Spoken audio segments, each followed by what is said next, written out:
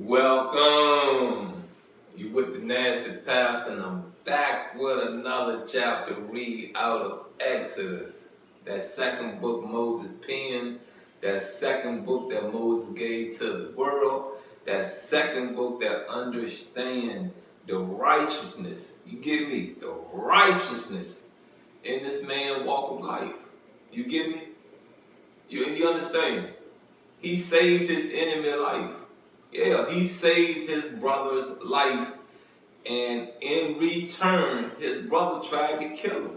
What type of mess is that?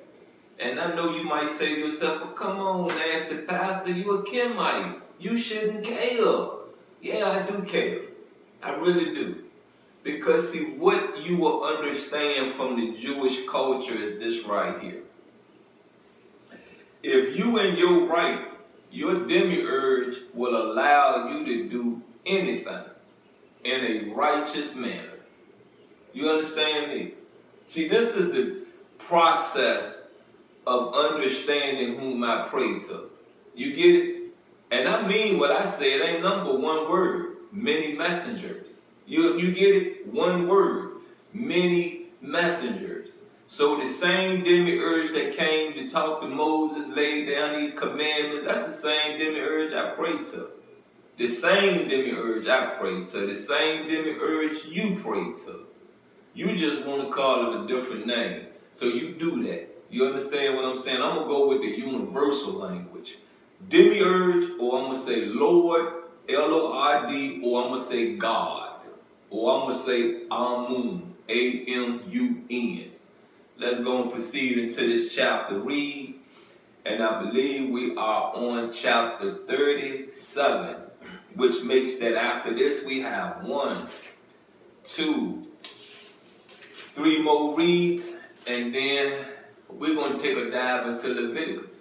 Yeah, we're going to take a dive into Leviticus, and I hope the fruit in that really wake you up. I hope so. And I know, the more I get back into reading these scriptures, it's waking me up a little bit more. You understand what I'm saying? It is. It's giving me the understanding more what I can do to you. Do you get it? It's giving me the understanding of more how I need to continue to pray, how I continue to need to worship, how I continue to need to spread the message that whom I pray to put upon this rock. Let's roll in. 37, chapter 37, the title is Making the Ark of the Testimony. Then Bezalel made the ark of acacia wood, 2.5 cubits was its length, a cubit and a half its width, and a cubit and a half its height.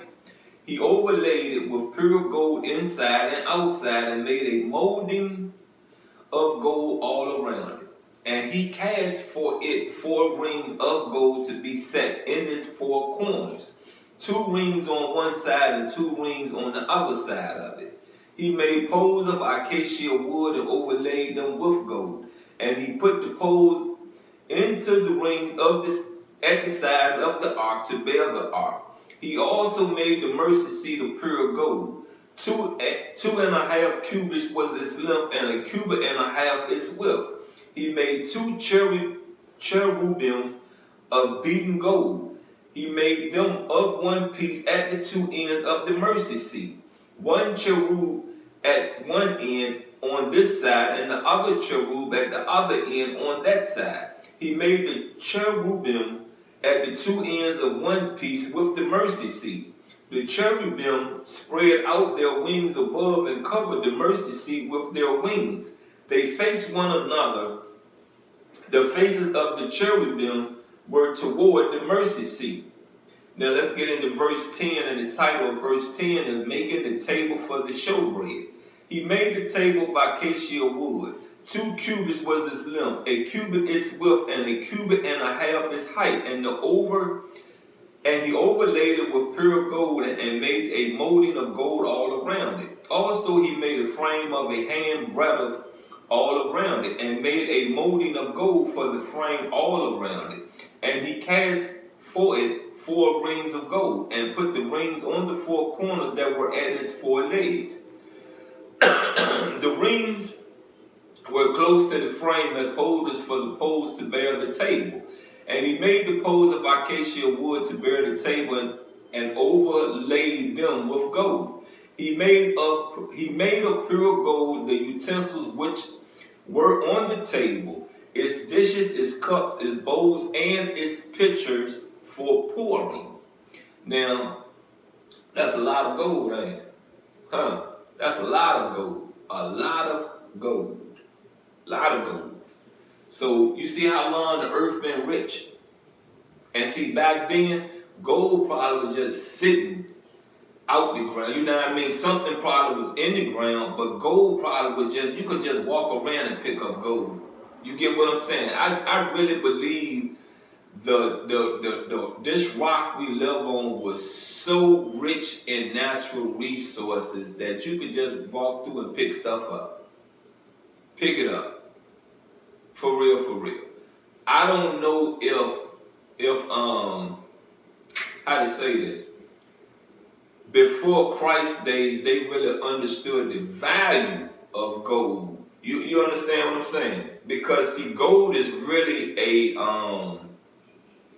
gold have a value in today's time, how to say, as a showpiece. You get what I'm saying? A showpiece.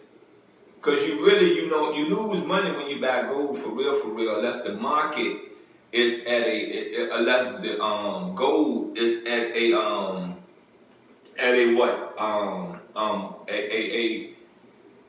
the materials are scarce. You understand what I'm saying? Then it goes up. You get me? But when they find a piece of land or they find a gold mine that is plentiful, the price of gold go down. You understand what I'm saying? And I'm talking about selling it. You got what I'm saying? I'm not so much talking about you purchasing you a necklace, a watch, a charm, a ring. I ain't talking about that. I'm talking about you selling it. You get what I'm saying? I'm talking about you getting a gold bar. You feel what I'm saying? Not a gold necklace.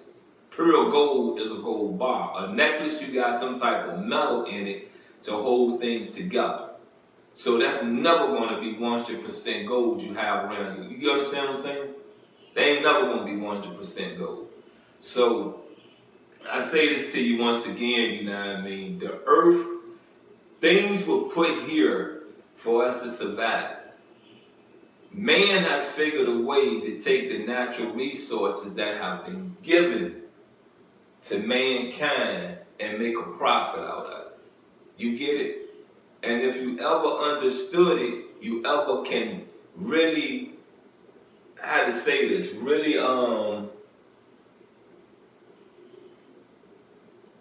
these animals, these creatures, yes, they was put here. We have dominion of them. You get what I'm saying? And what did man figure? How to sell milk. And what they drunk back then, goat milk. You don't hear nothing about cow milk. They drunk a lot of goat milk. You feel what I'm saying? So in today's time, are we really doing the right thing by drinking cow milk? Is that the right thing to do by drinking cow milk? Huh? I never had goat milk, but I hear it's very thick, very rich. You get what I'm saying? Very thick and very rich. And when I say rich, I'm talking about the taste. It's very rich. I've had goat cheese. I've had that before. And I love some goat cheese. Love it. I believe it's that Gouda I always like buying. Alright, let's get into verse 17. And the title of verse 17 is Making the Gold Lampstand. He also made the lampstand of pure gold of hammered work. Pure gold. Of hammered work he made the lampstand. Its shaft, its branches, its bowls, its ornamental knobs, and its flowers were of the same piece.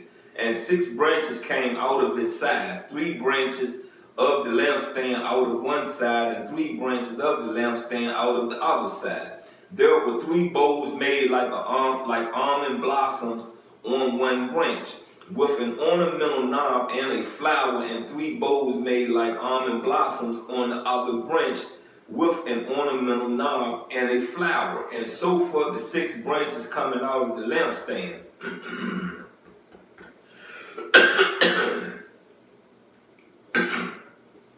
And on the lampstand itself were 4 bowls made like almond blossoms, each with its ornamental knob and flower. There was a knob under the first 2 branches of the same, a knob under the second 2 branches of the same, and a knob under the third 2 branches of the same, according to the 6 branches extending from it. Their knobs and their branches were of one piece. All of it was one hammered piece of pure gold, and he made it 7 lamps, its wick trimmers, and its trays of pure gold. Of a talent of pure gold he made it with all its utensils. Now verse 25 title is making the altar of incense. He made the incense altar of acacia wood. Its length was a cubit and its width a cubit. It was square, and 2 cubits was its height.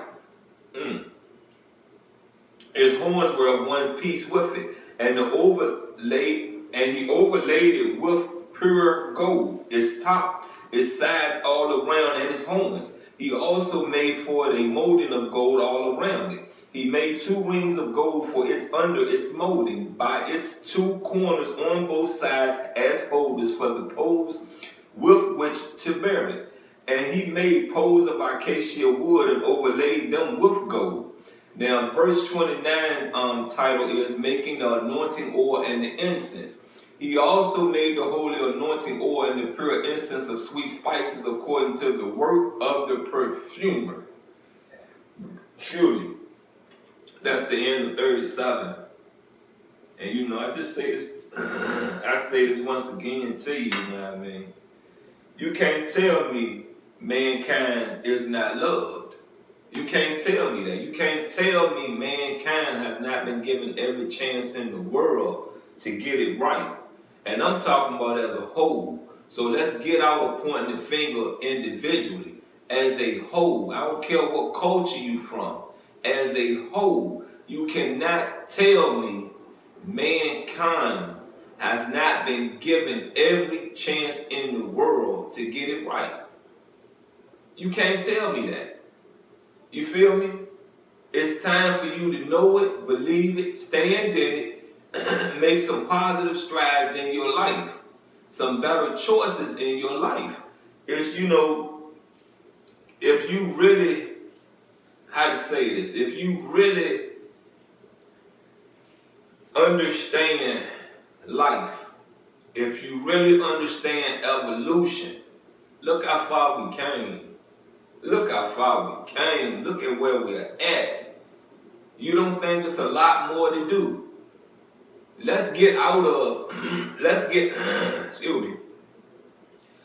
Let's get out of the soul. Let's get into some material stuff. You don't think there's a lot more to do? I want me a spaceship so I can ride around outer space. Yeah, I want me a spaceship. You get it? I want to be able to get in my spaceship, going on outer space, and get off this rock for a while. You got what I'm saying? Hasn't it got to the point that your car is just the basic now? I don't care if you got what the big thing now, a Cybertruck. What the big thing now, Rolls Royce. I don't care if you got one of them. Isn't that getting to the point that is just, you know, the norm? That's the normal. Everybody may not have it, but isn't it getting to the point it's the norm? Cool. I want me a spaceship. Yeah, I want to live like the Jetsons. Yes, I want to live like the Jetsons. Anyway, you've been with the Nasty Pastor. We just wrapped up a chapter reading from Exodus. I just say this to you once again. Your demiurge love you. Understand it, know it, stand in it, and proceed to walk in righteousness.